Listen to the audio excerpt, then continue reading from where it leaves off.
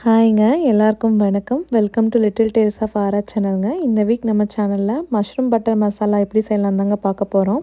இது செய்யறதுக்கு தேவையான இன்க்ரீடியன்ஸ் நான் 250 கிராம்ஸ் ஆஃப் மஷ்ரூம் எடுத்துருக்கேங்க. 2 பெரிய வெங்காயத்தை அரைச்சி எடுத்துக்கிட்டேன். 3 தக்காளியும் அரைச்சி எடுத்துட்டேங்க. 5 டேபிள் ஸ்பூன் ஆஃப் பட்டர் வேணும். 10லேருந்து 15 கேஷ்யூ எடுத்துகிட்டு இந்த மாதிரி ஃபைன் பேஸ்ட்டாக அரைச்சி எடுத்து வச்சுக்கோங்க. 1 ஸ்பூன் ஆஃப் ஜிஞ்சர் கார்லிக் பேஸ்ட்டுங்க, 1 ஸ்பூன் கரம் மசாலா, 1 ஸ்பூன் மல்லிப்பொடி, 1 ஸ்பூன் காஷ்மீரி சில்லி பவுடருங்க, 1/2 ஸ்பூன் சீரகப்பொடி, கொஞ்சமாக கசூரி மேத்தி மட்டும் எடுத்து வச்சுக்கோங்க. இது கூட அடிஷ்னலாக 1 ஸ்பூன் கர்டும் நமக்கு கொஞ்சம் க்ரீமும் தேவைப்படுங்க யூஸ் பண்ணுறதுக்கு. இப்போ ஒரு பேனில் 2 டேபிள் ஸ்பூன் ஆஃப் பட்டர் மட்டும் ஆட் பண்ணிவிட்டுங்க. நம்ம எடுத்து வச்சிருந்த மஷ்ரூமையும் இதில் நல்லா சாட்டே பண்ணி எடுத்துக்கலாம். நம்ம எதுவுமே வாட்டர்லாம் ஆட் பண்ண தேவையில்லைங்க. ஏன்னா மஷ்ரூமே உங்களுக்கு கொஞ்சம் தண்ணி விடும். அந்த தண்ணியிலே நல்லாவே அது வதங்கிக்குங்க. இப்போ லிட் போட்டு நல்லா க்ளோஸ் பண்ணி கொஞ்சம் நேரம் விட்டுடலாம்.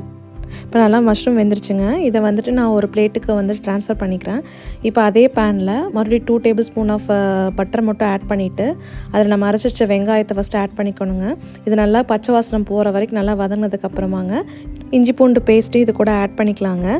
இது நல்லா வதங்கினதுக்கப்புறமாங்க நம்ம அரைச்சி எடுத்து வச்சிருந்த தக்காளி ஆட் பண்ணிக்கலாம்.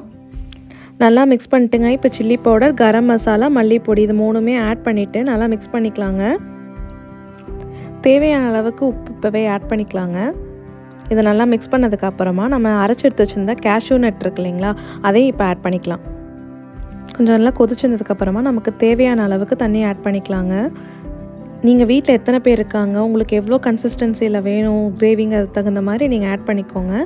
இப்போது நம்ம 1 ஸ்பூன் கர்டு இதில் ஆட் பண்ணிவிட்டு நல்லா மிக்ஸ் பண்ணிக்கலாங்க, கட்டி சேராத மாதிரி.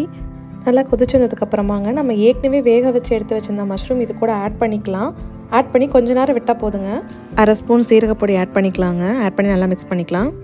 இந்த ஸ்டேஜில் ஆட் பண்ணும்போது தாங்க இந்த ஃப்ளேவர் நல்லாவே நம்மளுக்கு என்ஹான்ஸ் பண்ணி கொடுக்கும். கசூரி மேத்தியும் ஆட் பண்ணிக்கலாம். இதில்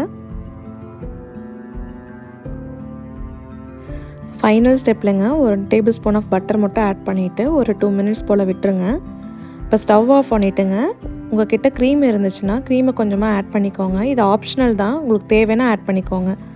அவ்வளோதாங்க, நம்மளோட மஷ்ரூம் பட்டர் மசாலா ரெடி ஆகிடுச்சு. இதை சப்பாத்தி, ரொட்டி, பரோட்டா கூடலாம் சர்வ் பண்ணி சாப்பிட்டு பாருங்கள். கண்டிப்பாக எல்லாத்துக்குமே பிடிக்கும்.